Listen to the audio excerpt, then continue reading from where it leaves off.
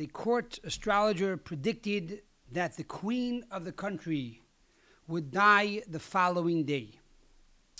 When the prediction came true, the king was furious. He ordered that the astrologer be executed, believing that he had conspired to bring about the queen's death. As guards grabbed him and brought him to the court of the king demanded, "You seem to predict very well. Tell me, when are you going to die?" With a grave seriousness, the astrologer replied, "I shall die 3 days before you, O glorious and great king." The king spared his life.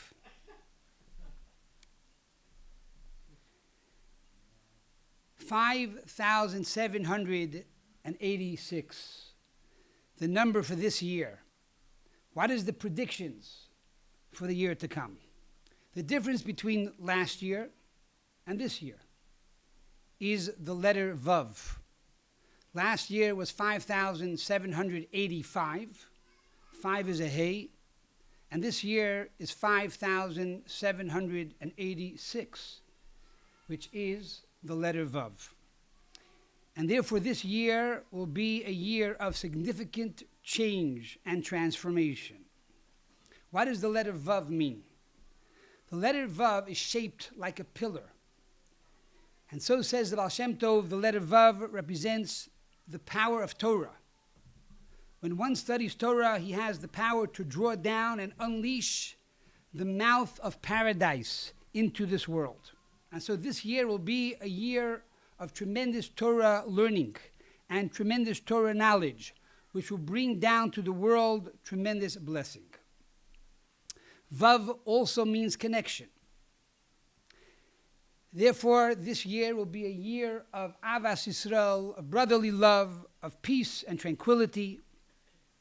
It will be a year that we continue to push for inclusivity and equality, fostering a more connected and understanding world. Furthermore, the letter Vav represents 6. 6 is the 6th day of creation, the creation of humankind. When God created Adam, man and woman, Adam le'elyon, in his image. And so it reminds us that we are here to bring perfection to the world. As it says in the Kiddush Friday night, Asher bara elikim la'asos. God created the world for us to fix, for us to perfect. Each one of us is a partner with God in creation. 6, the number 6, also alludes to the 6th day of Sivan, the day that God gave the Torah and the 10 Commandments to the world, reminding us of our responsibilities to follow the Torah, the 613 Commandments and the 7 Noahide laws to make the world a more beautiful place. The number 6 also alludes to the number of the 6 millennia, which is the time of the days of Mashiach, when Mashiach is going to come. And therefore this year is a very apropos time for the Mashiach to arrive and to reveal himself. Furthermore, if we go to 86, the number 86, last year was 85, this year is 86. Pei Vav, says Rabbi Ginsburg, is Peru Urevu, a year to be fruitful and to multiply. And so this year we will see many births and many children. Even barren women will give birth to many children. Furthermore, the number 86 is the same as the word lanu, lamid nun vav. Lamed is 30, nun is 50, vav is 6, lanu. In our prayers on Ne'ilah and Rosh Hashanah Rabbah, we say, open up the treasure house of good and open it for us, lanu. The good should be for us. In other words, not only will we see a world of general good, but a personalized good. Each one of us for our personal needs. B'toiv hanire v'anigle, in a revealed way that we can put our finger on it and feel it and point to it and therefore a year that God will fulfill the desires of all of our hearts for good. So this is the concept of 5,786. But let's take it a step further. To understand the significance of Rosh Hashanah, what is the meaning of the new year, and what is our participation in this transformation? The word Rosh Hashanah, where is it found in the Torah? It's found in Deuteronomy 11:12.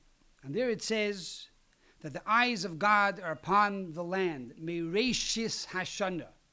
Meireshis Hashanah means from the beginning of the year. This is the terminology Rosh Hashanah.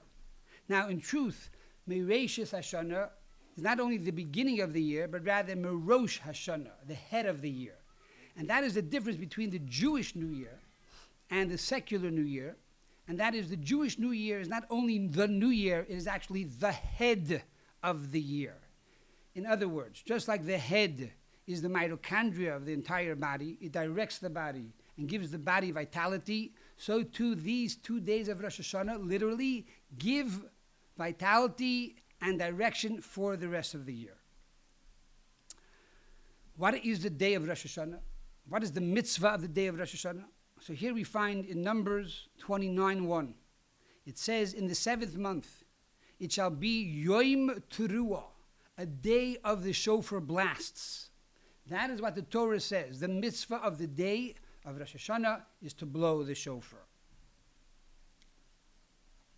Why do we blow the shofar? Because this is the day we coronate God as our king.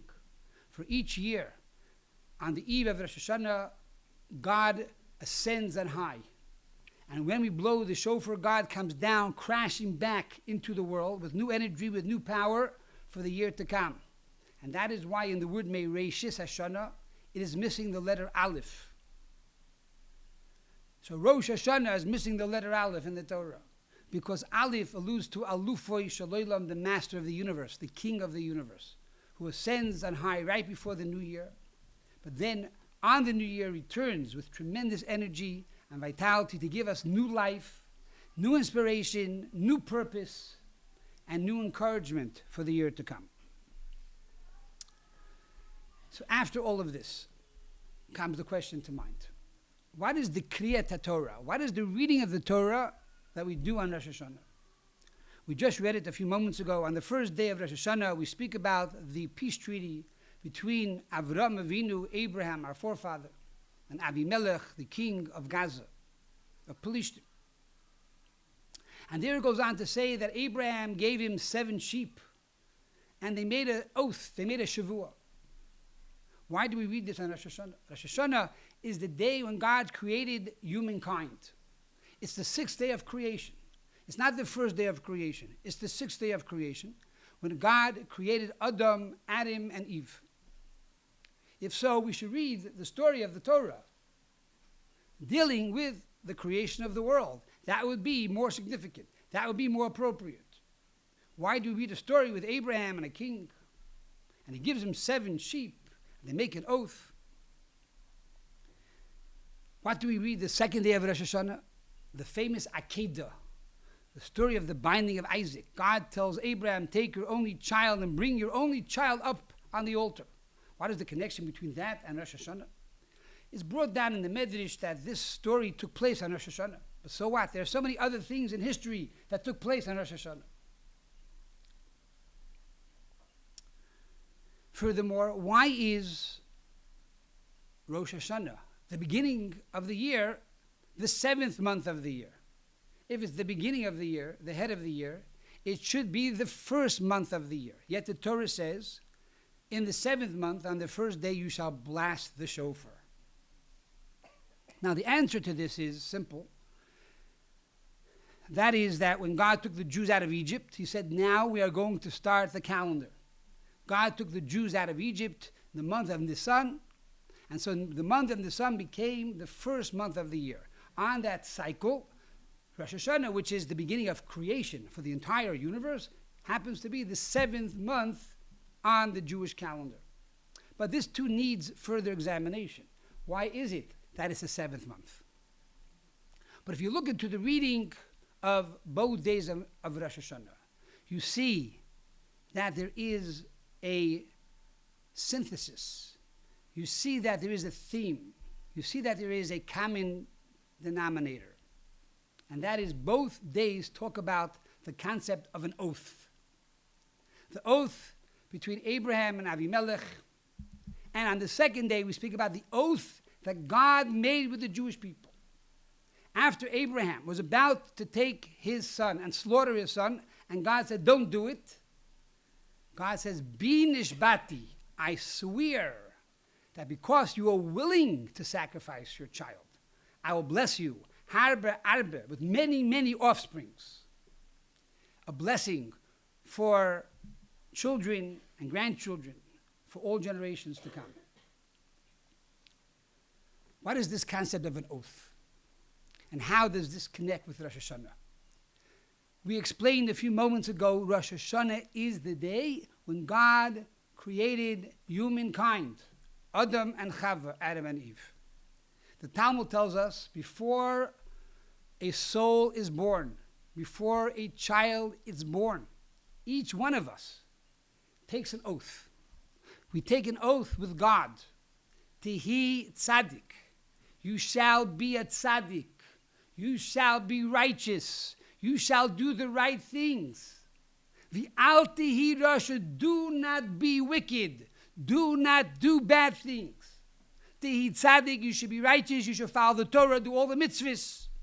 And don't sin. Don't violate the Torah. Don't hurt each other. Don't steal from each other.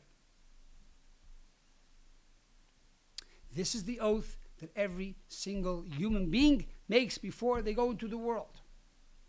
And being that Adam was the first human being, Adam made this oath on Rosh Hashanah, the day he was born. And being that we are created in the image of Adam, we are a copy of the first human being. In reality, all of us are born on Rosh Hashanah. So happy birthday. It's your birthday. On Rosh Hashanah, each year, we are reborn. The soul of Adam comes back into the world, and the soul of each one of us, because Adam was a neshama klolis, he was a general soul. All the souls of all humankind were within the soul of Adam. So in reality, Rosh Hashanah is the birth of each and every one of us. And because that we are reborn each year, Rosh Hashanah, once again we take this oath. And to remind us of this oath, we speak about the oath in the Torah between Abraham and Avimelech. We speak about the oath that God says, Bi nishbati, I swear on myself, on my essence. Now, what is the meaning of oath? The Tzemach Tzedek tells us that oath has three meanings. The word shavua means, number one, shavua, which is an oath. Number two, soveya, which means to satiate. And number two, Sheva, 7. And therefore, Rosh Hashanah is in the 7th month of the year to remind us of this oath. Now, how does this work? We all have a great question. And that is, God, you want me to follow your Torah? God, you want me to be good? God, you don't want me to be bad? You tell me I made an oath? I don't remember that oath. Who here remembers that oath? How can I be liable for something I don't remember that I did? What is the purpose of the oath if we forget it, or don't remember it, or don't know about it? And the answer is, the concept of an oath is not only to take a verbal oath, but by taking the oath, it is soveya, it satiates us. It's like eating at the table and feeling full. And because of this, we now have energy. So you all have this energy every year of Rosh Hashanah. God once again renews that energy and gives us the potential to overcome all the temptations, to overcome all our challenges, to make sure that we are going to be good and we're not going to violate the Torah and we're not going to, God forbid, be bad. Furthermore, the oath comes from Bi nishbati. God says, I swear within myself. In other words, it's an oath beyond all time and space. It's beyond the world of tikkun, beyond the world of tohu, the world of chaos.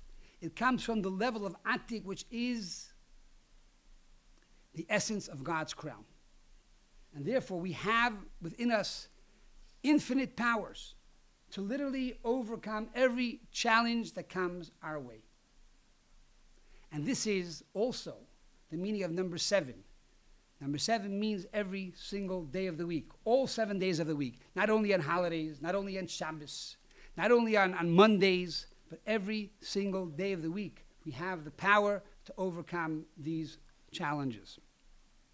Furthermore, Sheva represents the attribute of Yesod.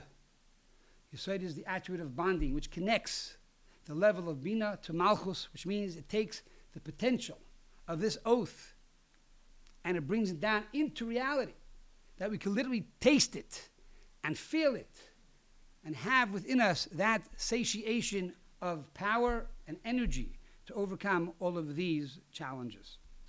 So Rosh Hashanah is in the 7th month of the year to remind us that it is a time of oath. It's the month of the oath. It's the month that we renew our responsibilities to Almighty God. It's a time we renew our responsibilities to humankind, that we are here for a reason. We are here for a purpose. Each one of us is endowed with the strength and mission to transform the world, to make the world a beautiful place, a better place, and to prepare the world, the Kabbal Pnei Mashiach Zekenu, to receive the countenance of Almighty God. It says in the end of the reading of the first day that Abraham was there in the land of Plishtim, Yomim Rabim, many days. Why is it important for us to know this? It's interesting to note that the words Yomim Rabim equal 352, plus the 2 words is 354. 354 represent the lunar year, the lunar calendar. In other words, on the day of Rosh Hashanah, we take an oath, which is in the 7th month. Why? For this oath gives us strength for the entire year, 354 days until the next Rosh Hashanah, when once again we get a new oath, and once again we are satiated with new powers. Furthermore, Yomim Rabim equals 352. If you take the 6 words of that verse, 6 plus 352 is 358, equals what? Mashiach. In other words, with this oath, God gives us the strength not only to do the right thing, not only to be good and overcome the challenges, but this oath is so strong that it gives us the power to literally bring about the coming of the Mashiach. And so, to end with the following story, told by Rabbi Zechariah Wallerstein, he says that he spoke to this person, and he heard it from this person directly.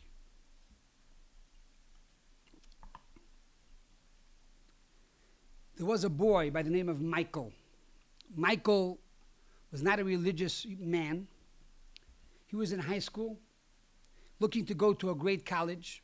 He was a fantastic basketball player. Michael went to Hebrew school and became friendly with the rabbi. And so therefore, every year on Rosh Hashanah, he would come to the rabbi's house, and the rabbi would make Kiddush in the afternoon, and then they would blow shofar. And he would hear the blowing of the shofar every year at Rosh Hashanah. One Erev Rosh Hashanah, eve of Rosh Hashanah, he shows up. The rabbi says, "Why are you here? You're supposed to come tomorrow. It's early."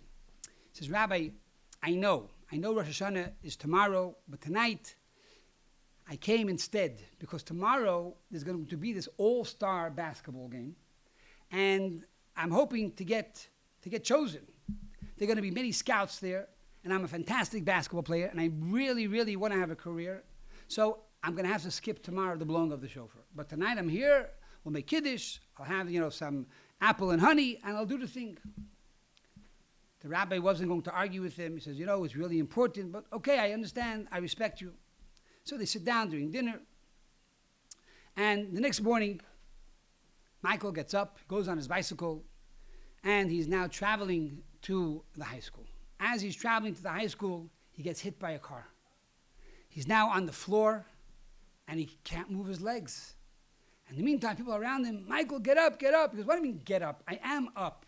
I am up." Oh my God, don't look at him. It looks terrible. What do you mean? I feel great. Oh my goodness, he's not even breathing. Of course I'm breathing, guys. I'm here. Hello. A few minutes later, the ambulance comes, takes him to the hospital, and they pronounce him dead. Because what do you mean I'm dead? I'm right here. Hello, guys. I have to go to a game. Get me out of here. Get me up. They put this white sheet over his head. A short while later, his parents come. They open up the sheet. They're crying. They're bawling. Oh, my Michael, my Michael, my Michael. What do you mean, my Michael? I'm right here, Ma. I'm here, Dad. They put back the sheet. What's going on over here? What's going on, guys? Don't you hear me? They pick up Michael. They put him into the freezer. Ooh, it's getting cold over here. Why am I in the freezer? I'm not a piece of meat. A few minutes later, it goes black. All of a sudden, he wakes up, and he's sitting in front of 3 rabbis. They told him, stand up, Michael. You're in court. Court? What kind of court? Michael, you know you died. You're now in heaven. We are the 3 judges. And there were 3 rabbis with a talus over their head, fiery eyes, with a beard. The center rabbi said, Michael, you know why you're here? He says, no, today is your day of judgment. We're going to decide if you go to heaven or you go to hell. What does it mean? How do I do this? You do nothing. You sit and watch. There's going to be a big scale right next to you. And on the scale, we're going to put all your good deeds and all your bad deeds. If your good deeds outweigh your bad deeds, you go to heaven. If not, you go down there to the dark place, to the fire. You go to hell. Now Michael's getting scared a little bit. What's going on over here? I know I wasn't a religious person. I didn't study Torah every day. I didn't put on tefillin every day. I'm nervous. He says, don't worry. Let's see what happens. So the rabbis say all the good angels come on in. Now, every time we do a mitzvah, we create an angel. And this angel is our defender. Every time you utter one word, Shema, an angel. Yisrael, another angel. Hashem, another angel. Abracha, Baruch, Ata. Every word you say, you create an angel. Every mitzvah you do, you create an angel. When you do a mitzvah with geschmack, with enjoyment, you create a hefty angel, a strong angel. When you do a mitzvah reluctantly, the angel is like kvetching, meek, hunchback. If you do a mitzvah without a heart, you have an angel missing a heart. If you do a mitzvah without brains, you're missing a head. So you have all these angels. Some are crippled, some are strong, but they eventually come onto the scale, and he has a nice size scale because, he was a good kid. He helped people with homework. He listened to his grandma. He cleaned up his room once in a while. So it's pretty good. All of a sudden, this big, black, humongous, monstery angel walks in. Good afternoon, Michael. You know who I am? I'm the angel of death. I'm the devil. I'm the Satan. And you're going to come with us. What do you mean? Yes, I'm going to prove my point. We're going to bring in all the black angels, all your sins that you did all your life.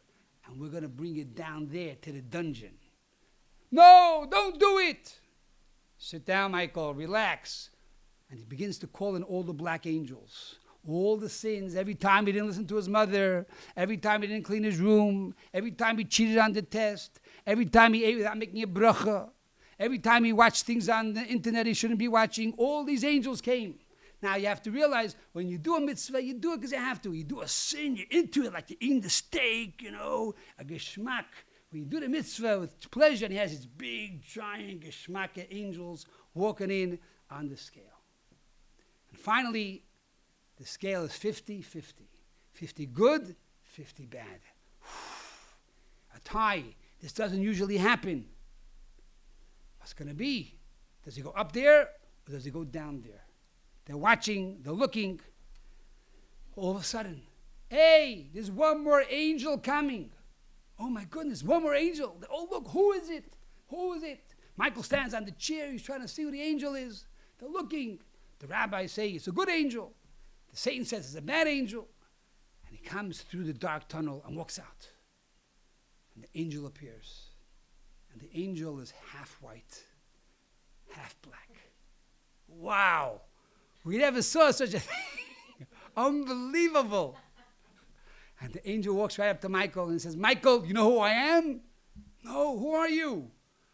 I'm the angel for the shofar. I'm the angel of Rosh Hashanah. I'm the angel that you're supposed to create when you hear the blowing of the shofar. And all of a sudden, the angel starts to turn black. The white part of the angel now becomes black. It's fully black. And the devil screams out, "Okay, Michael, you're coming with me." And he grabs Michael. And he starts to schlep him. He says, "No, no." And then Michael wakes up. He's sitting at the rabbi's table. He fell asleep after the Kiddush. He was practicing so much for the game tomorrow. He was so tired. And he fell asleep. But you know what? Michael went to shul the next morning. And he heard the blowing of the shofar. My dear friends, every day we create angels. It's up to us to create those white angels. And we are sure that this year, 5,786, will be the year that we create the ultimate angel, the final angel. As Maimonides tells us, we should always view the world, that the world is on a scale of 50% good deeds and 50% bad deeds. It's up to us to make the final mitzvah, to make the final angel, to bring the ultimate geula, to bring salvation to us and the entire world. B'meira b'yameinu amen. To wish everybody a ksiva v'chsima tova, a shana tova v'sukkah, to be written and sealed for a happy and healthy, sweet new year, a year of health, a year of joy, a year of happiness, a year of success, and a year of geula, redemption, with the coming of Mashiach b'meira b'yameinu amen.